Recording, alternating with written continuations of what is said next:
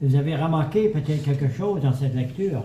Ça a commencé avec une augmentation des nouveaux disciples et ça finit avec une augmentation qui multiplie le nombre de disciples dans l'Église. Et ceci est causé par une chose. La pluie de la première saison qui a été déversée sur les disciples, les 120 dans la chambre haute, se mis à prier et remarquez qu'est-ce qui s'est passé. Dans Acte 2, le verset 41, remarquez. Acte 2, 41. Ceux qui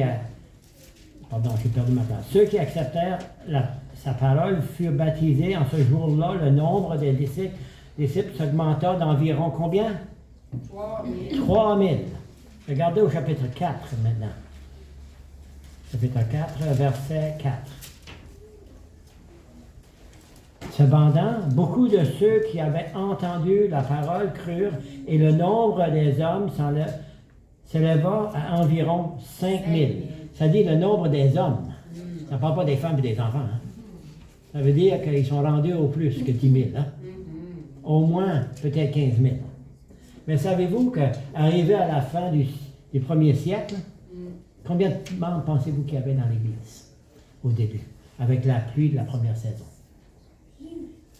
Entre 500 000 à 1 million. C'est-tu beaucoup, ça? Ça sent beaucoup. Pour le début de l'Église. Qu'est-ce qu'on peut faire, nous autres, avec tout ça? Car la pluie de la dernière saison doit être déversée, n'est-ce pas? Et vous avez entendu qu'est-ce qui se passe dans le monde, hein? Entre le président des États-Unis et le pape. Vous savez, hein? Qu'est-ce que ça fait pour le pape, ça? Ça augmente sa popularité. Il devient encore plus populaire et les gens aiment ce que le pape dit. Et oui, son pouvoir augmente aussi. Alors, qu'est-ce qui s'approche? C'est le temps de la fin. Alors, la pluie de l'arrière-saison va être déversée. Et comment va-t-elle être déversée? Ça, c'est pareil comme elle a été fait pour les disciples. Amen. Elle a été déversée lorsqu'ils se sont mis à prier et d'enlever les petites rancunes qu'ils avaient entre un et l'autre.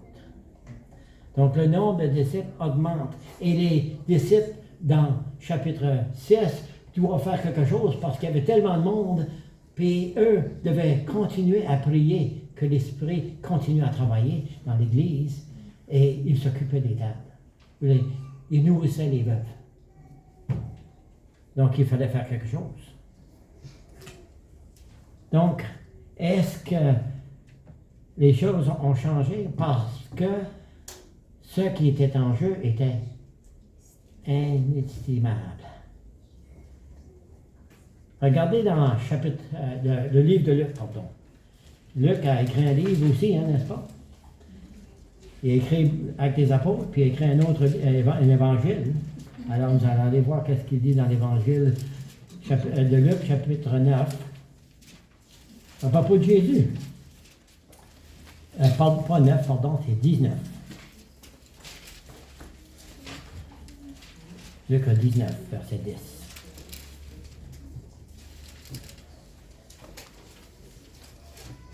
Et ça dit pourquoi Jésus est venu dans le monde. Et ça dit car le Fils de l'homme est venu chercher et sauver ceux qui étaient perdus.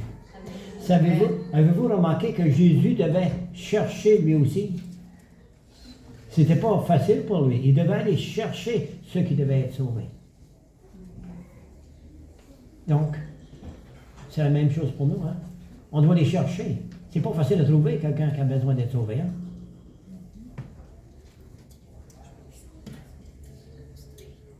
Il y a une petite histoire, peut-être pas une petite histoire, un peu longue, qui est arrivée en 1987. Vous étiez là, en 1987? Peut-être certains d'entre vous n'étaient pas là, mais moi j'étais là. J'avais à peu près 22 ans à ce temps-là. Et une madame, plus qu'une madame, il y avait 7, voulait sauter d'un avion, me faire descendre en parachute. Hein? Mais il voulait faire cette cette chose qu'ils font en parachute, ils se rejoignent tous ensemble, là. Vous avez vu ça? La télévision ou sur l'Internet? Eh bien, la dernière qui a sauté de l'avion était un peu plus loin des autres. Hein? Les autres femmes, c'était sa femme. Puis elle voulait les rejoindre. Hein? Alors, ça descendait une vitesse pour descendre. Elle à 80 km à l'heure en descendant. Elle est arrivée là, les autres femmes, elle est rentrée à pleine vitesse à 80 km à l'heure. Elle a frappé une femme, puis ça l'a assommée. Elle était inconsciente. Puis là, son parachute n'était pas ouvert. Puis son visage était plein de sang. Puis elle tombait vers la terre à pleine vitesse. Et l'instructeur qui était là sautait et regardait les femmes qui se joignaient, faisaient la formation. Puis il a vu cette femme-là passer avec son visage plein de sang. Qu'est-ce que vous pensez qu'il a fait? Il a descendu lui aussi à pleine vitesse. Il s'est pointé le visage comme ça, les pieds pointus, les mains à son côté, puis il descendait à 290 000 km à l'heure. Wow.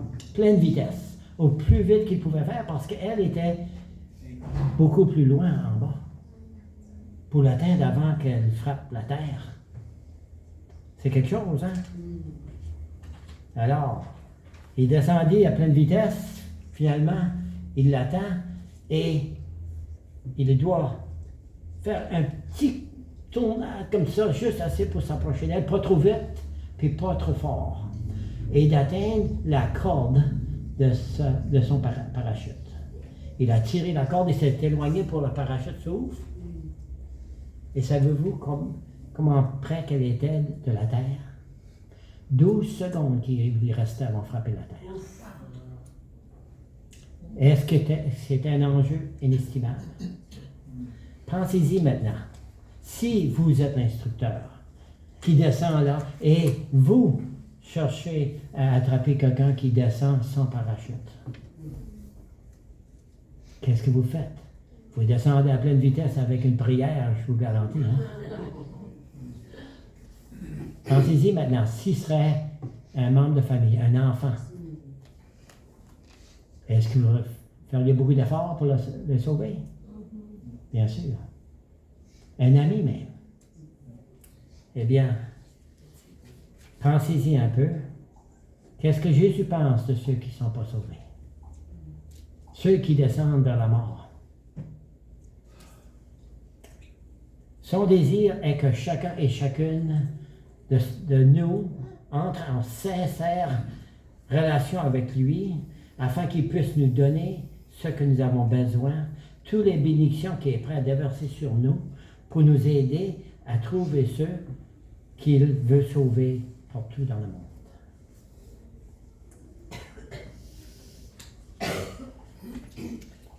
Moi, j'ai grandi dans le monde. Peut-être certains d'entre vous avaient grandi dans le monde. J'avais 25 ans avant que j'ai trouvé une Bible. Je n'avais jamais entendu parler d'une Bible avant ça. C'est seulement le prêtre qui avait la Bible, hein? Les autres, on ne pouvait pas voir ça. Je ne connaissais pas ça, une Bible, moi. 25 ans avant que j'ai pu trouver une Bible. Ça m'a pris un autre 5 ans après ça d'être baptisé. Et là, quelqu'un est arrivé chez nous pour un colporteur qui nous a introduit à l'Église. Après ça, des amis de l'Église adventiste sont venus habiter près de chez nous, puis ils nous ont donné des études. À l'âge de 30 ans, j'ai été baptisé, moi et ma femme. Ici, à l'église de Moncton. Pas loin d'ici, hein? Ça là, c'était sur la rue Saint-Georges, l'ancienne église. Maintenant, je pense que c'est une salle de danse. Hein? Ça a peut-être changé depuis ce temps-là. Alors, le plan de salut, c'est simple. Vous voulez voir comment simple que c'est? Tournez au second livre des Corinthiens, l'épître de Paul aux Corinthiens, second évangile de Paul aux Corinthiens. C'est le chapitre 5. Second Corinthiens, chapitre 5, et verset 21. Et remarquez.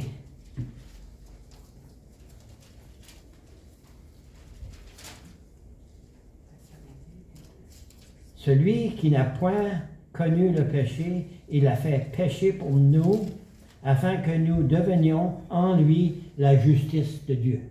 Amen. C'est-tu compliqué, ça? Non. qu'est-ce qu'on fait? On donne nos péchés à Jésus, puis lui nous donne sa justice. Ça ne semble pas tellement compliqué, hein? Et qu'est-ce que sa justice fait pour nous? Ça nous donne son caractère, ça nous donne tout ce qu'il a fait en obéissance, et il nous donne ça, comme si nous sommes déjà tout juste et prêts à être sauvés. Mais ça, c'est pour nous encourager à marcher dans notre vie chrétienne, parce que nous vivons dans un monde de péché autour de nous, n'est-ce pas? C'est pour nous aider dans notre marche chrétienne.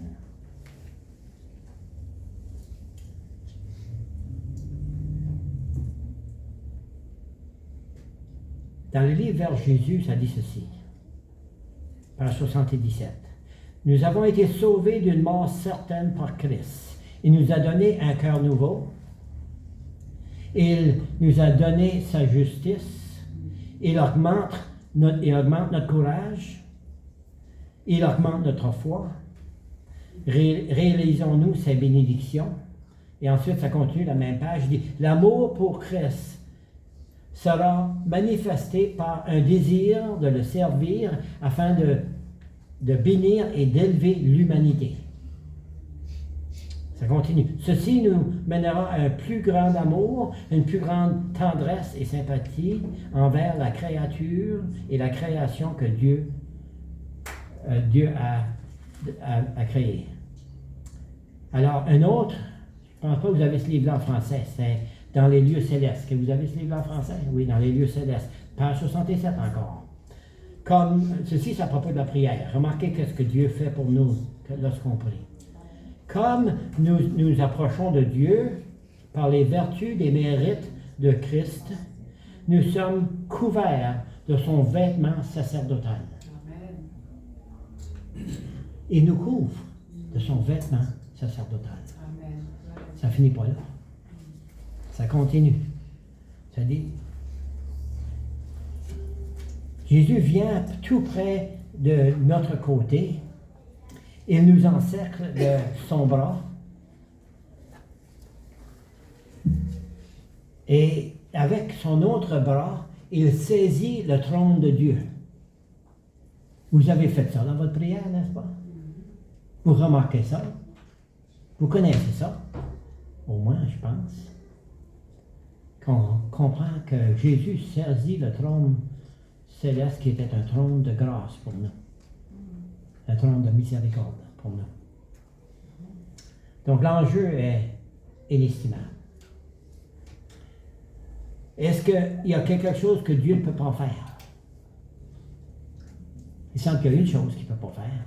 Il ne peut pas voir ton péché qui a été confessé, qui a été lavé par le sang de Christ. Parce qu'il ne veut pas le voir. Amen. Donc, une prière d'intercession, il existe quelque chose d'inestimable. L'Évangile est quelque chose que Dieu veut qu'on montre au monde. Allons à un simple passage dans l'Évangile de Jean, qui est au chapitre 3, que vous connaissez tellement bien, qu'on peut le réciter sans même y tourner, mais allons-y quand même. L'Évangile de Jean, chapitre 3. Et Jésus parle à Nicodème, mais il parle à chacun de nous. Et c'est le verset 16, vous le savez bien. Car Dieu a tant aimé qui? Le monde. Le monde, c'est qui le monde? C'est nous autres et qui d'autre? C'est tous les autres. Toute l'humanité. Il a fait ça pour l'humanité. Tout le monde peut être sauvé s'il s'abandonne à Christ. Amen. Savez-vous que l'Esprit travaille partout dans les cœurs? Amen. Même si je n'avais jamais reçu une Bible avant l'âge de 25 ans, l'Esprit travaillait dans mon cœur et dans le vôtre. Il travaille encore. Dieu a tant aimé le monde qu'il a donné son Fils unique afin que quiconque croit en lui ne périsse point, mais qu'il ait quoi? La vie éternelle. Amen. C'est pour cette raison que nous sommes ici aujourd'hui. C'est parce que Jésus nous a déjà donné la vie éternelle. Nous avons déjà la vie éternelle. Mais il y a du monde autour de nous, quand on voyage en ville, on marche sur le trottoir, qui n'ont pas la vie éternelle. Alors, un professeur a cherché à enseigner cette idée-là d'éternité à ses étudiants dans une école adventiste. Il a apporté un pot de sable. Il l'a mis sur le comptoir, sur sa table, son pupitre, on dirait. Et il a dit aux enfants, est-ce que vous pouvez me dire combien de grains de sable qu'il y a dans ce pot? Pensez-vous que les enfants étaient capables de deviner combien de grains de sable qu'il y avait dans le pot? Et un jeune garçon, il dit, est-ce que je peux avoir le pot de sable? Je vais essayer de les compter. Il y avait une chose, par exemple. Il était étudiant en chimie, puis il y avait un microscope. Et avec son microscope, il arrivait à compter. Je ne sais pas comment il l'a fait, mais il arrivait à compter. Combien pensez-vous qu'il y en avait? 100 000 grains de sable dans un petit pot. Et des plages de toute la terre, combien de grains de sable qu'il y a? Ça, c'est l'éternité. Même plus. Alors, quand Jésus dit qu'il veut nous donner l'éternité, c'est plus qu'on pense. Hein? On ne peut pas imaginer l'éternité. C'est pas possible. Parce qu'on est humain, on n'est pas capable. Seulement Dieu peut imaginer l'éternité. Tournons dans 1 Timothée. L'épître de Paul à Timothée, premier épître. On va voir quelque chose d'autre.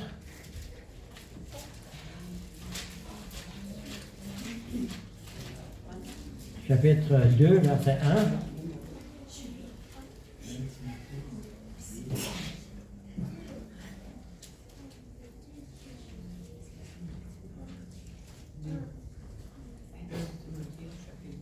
Tu exhortes donc avant toute chose à faire des prières de supplication, des requêtes, des actions de grâce pour tous les hommes.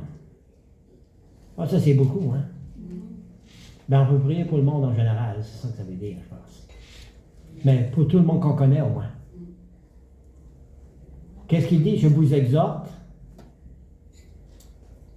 de faire des prières, des supplications, des requêtes, des actions de grâce pour tout le monde.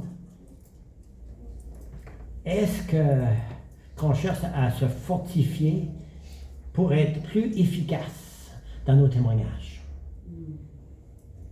Afin qu'on puisse témoigner à quelqu'un. Savez-vous qu'un témoignage peut changer la vie d'une personne? Et ça, c'est de l'évangélisation. C'est juste semer. Jésus a dit semer partout.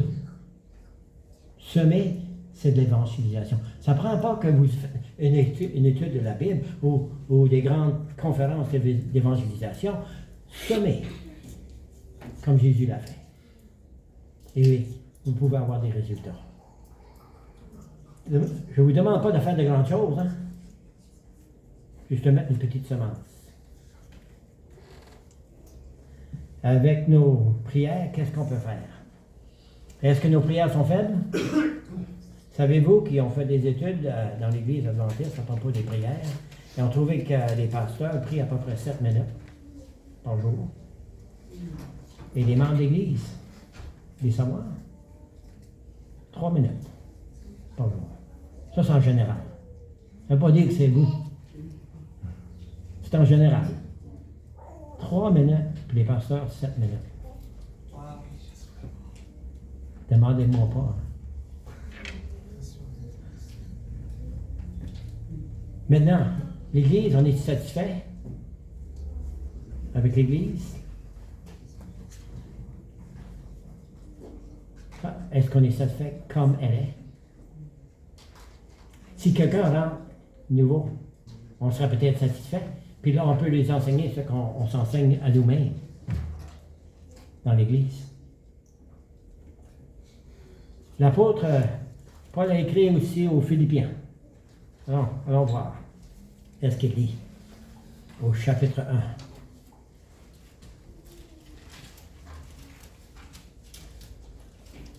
Chapitre 1.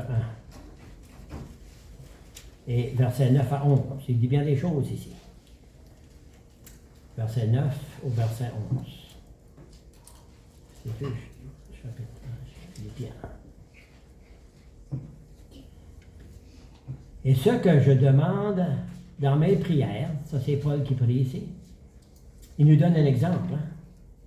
ce que je demande à mes prières, c'est que votre cœur augmente, votre amour, augmente de plus en plus en connaissance et en pleine intelligence pour le discernement des choses les meilleures, afin que vous soyez purs et irréprochables pour le jour de Christ, remplis du fruit de justice qui est, par Jésus-Christ, à la gloire et la louange de Dieu. Amen. Alors, qu'est-ce que Paul est en train de dire? Qu'est-ce qu'on peut faire avec ceci? Il dit, de plus en plus de grandir dans l'amour. Est-ce que ce serait bon, ça? De plus en plus grandir dans l'amour. Deuxièmement, il dit qu'on devrait avoir une plus grande connaissance des choses. Une plus grande connaissance avec de l'intelligence. Un mélange des deux. Une connaissance mélangée avec intelligence. Eh bien, ça me prend ça, moi. Vous autres, ça vous prend-il? Amen. Ensuite, il dit du discernement. Le discernement, c'est quoi?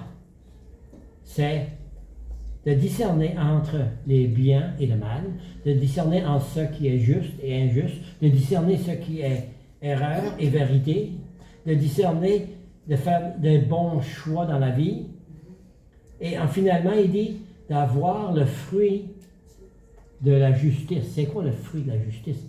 C'est le fruit de la justice de Christ qui est les fruits de l'esprit dans nos vies. Alors, si on a ces fruits-là, ça change notre vie complètement, n'est-ce pas? On devient plus comme Jésus. Alors, ça nous mène à un caractère comme celui de Jésus, qui nous sauve pour la vie éternelle et qui nous met dans une position d'être de meilleurs témoins comme Jésus. C'est ça que Paul dit. Dans une courte prière, il met tout cela afin qu'on puisse comprendre qu'est-ce que c'est que Dieu veut de nous. Et devenir à la justice de Christ. Donc, Paul a prié, il fait des prières comme nous pour que l'Église puisse grandir. Paul a plusieurs prières dans ses Écritures. Saviez-vous ça? Et ces prières peuvent être utilisées pour développer nos prières, comme celui-ci, ce passage-là. Il y a plusieurs passages dans la Bible qu'on peut utiliser comme prière. En connaissez-vous quelques-uns? Un en particulier, je suis certain que vous connaissez. Est-ce que vous pouvez le nommer? Cette prière? Une petite prière? Notre Père. Le Notre Père, oui. Jésus a donné cette prière aux disciples. Les disciples ont dit, enseigne-nous à prier, Jésus donne le Notre Père. Ça, c'est un exemple de prière. Plusieurs recherches ont été faites sur cette petite prière qui a développé quelque chose de plus grand, une grande prière. Un autre d'un grand prophète qui a donné beaucoup de prophéties de la fin des temps. C'est qui ça? Daniel, oui. Daniel chapitre 9, c'est une longue prière, du verset 1 à 19. Un autre, c'est un grand roi. Qui était le grand roi de l'Ancien Testament? Il y avait un autre après lui. Salomon. Salomon a fait de grandes choses, mais il a fait de grandes erreurs aussi. Heureusement, il s'est converti à la fin, n'est-ce pas? Amen.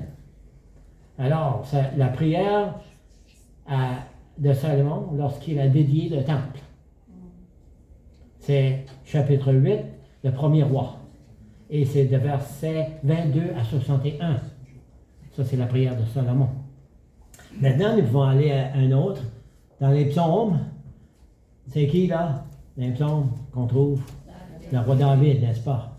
Et David avait fait un grand péché. Et il y a 2 chapitres dans les psaumes que David parle de ce péché. C'est le chapitre quel? 21, oui, il y a un autre. 51 et 32. 51 et 32. Donc ça, c'est les prières de David. D'autres exemples qu'on peut utiliser pour former nos prières, si on a des problèmes à durer. Si on prendrait tous ces exemples-là, on pourrait prier pour à peu près 1 heure. Puis il y a d'autres chapitres dans le psaume qu'on peut utiliser pour prière. J'utilise le 103, le psaume 103 souvent. Et le psaume 92. C'est des bons chapitres pour la prière. Que faisons-nous avec la prière maintenant? Pourquoi devrions-nous prier? qui nous aide dans la prière. Ça dit que le Saint-Esprit interprète avec des soupirs inexprimables nos prières et les apporte au ciel. Alors, chaque prière qu'on fait devrait être en l'Esprit. Alors, la première chose qu'on devrait faire, c'est pour nous-mêmes. Que Dieu nous réveille dans notre vie chrétienne. Qu'il fasse un réveil dans notre vie personnelle. Afin qu'on peut faire un changement dans notre vie qui va porter gloire à Dieu. Par l'Esprit. Secondement, on peut prier pour l'unité de l'Église. Sans l'unité, l'Église ne recevra pas la pluie de l'arrière-saison. On veut que toute l'Église reçoive la pluie de l'arrière-saison. On veut que personne ne soit perdu. Donc on veut prier afin que l'unité puisse arriver dans l'Église par l'Esprit. Troisièmement, qu'on ait un courage comme les disciples pour témoigner pour Jésus. Dans l'église à Miramichi, il y a une femme qui a commencé un ministère de distribution de littérature. Elle rentre partout maintenant. Elle dit, j'avais pas ce courage-là avant. Maintenant, j'ai le courage, je rentre partout.